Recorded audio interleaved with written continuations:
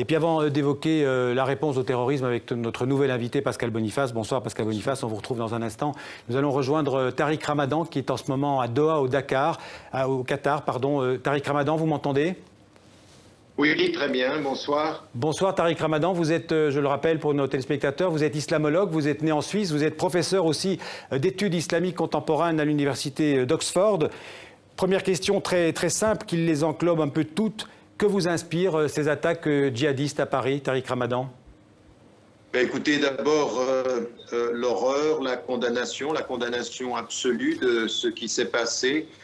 A commencé d'ailleurs par dire et à transmettre la sympathie et les condoléances aux familles des victimes et aux blessés, à toutes ces familles, parce que c'est vrai qu'en observant les images, en voyant ce qui se passe, c'est beaucoup de tristesse, c'est beaucoup d'émotions, et donc je crois qu'en ce moment, comme j'ai pu le dire et le répéter, il y a des moments pour la compassion, pour l'empathie, simplement pour la solidarité émotionnelle et la solidarité humaine. C'est ce qu'il faut exprimer d'abord en France, c'est ce qu'il faut exprimer d'ailleurs partout, avec ce qui s'est passé à Beyrouth, avec ce qui se passe en Syrie, en Irak.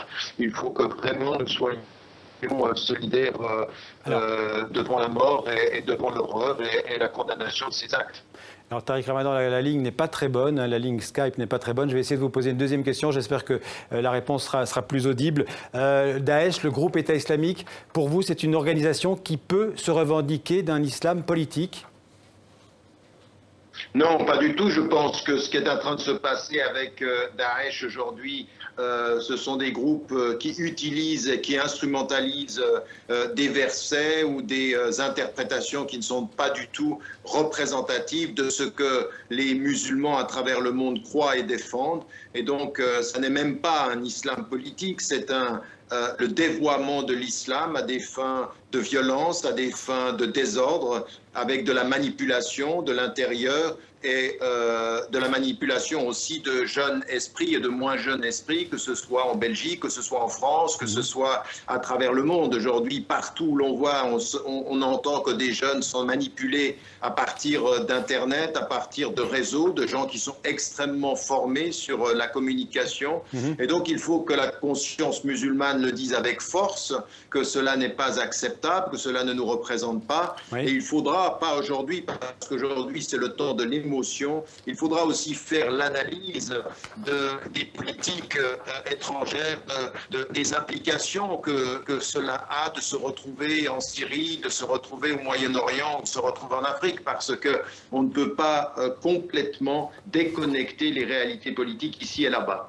Peut-être encore une question, parce que la ligne n'est pas très bonne. Vous êtes à Doha, au Qatar. Le Qatar a souvent été critiqué ou soupçonné, en tout cas, de financer les organisations terroristes. Qu'est-ce que vous avez à répondre sur ces accusations ? J'ai pu écrire là-dessus en disant qu'effectivement, il y avait des financements qui ne passaient pas forcément par l'État, mais qui passaient par des institutions et qui étaient liés déjà en amont, pas forcément avec des terroristes, mais avec des lectures qui sont des lectures binaires, qui sont des lectures littéralistes et qui sont en fait ce qui nourrit après la possibilité de la violence, et que de ce point de vue-là, le Qatar, comme l'Arabie Saoudite, comme tous les États du Golfe, doivent être critiqués dans parfois la gestion totalement contradictoire, d'un côté d'une ouverture sur le monde et sur les valeurs, et de l'autre côté parfois des politiques qui sont liées à des groupes qui qui défendent des idéologies problématiques. Mais c'est aussi, il faut qu'on le dise et qu'on le dise avec force, ça n'est pas simplement le terrorisme violent, c'est toutes les lectures littéralistes et avec lesquelles composent tous nos gouvernements en Occident. Donc il faut aussi que l'on sache que le manque de cohérence des politiques internationales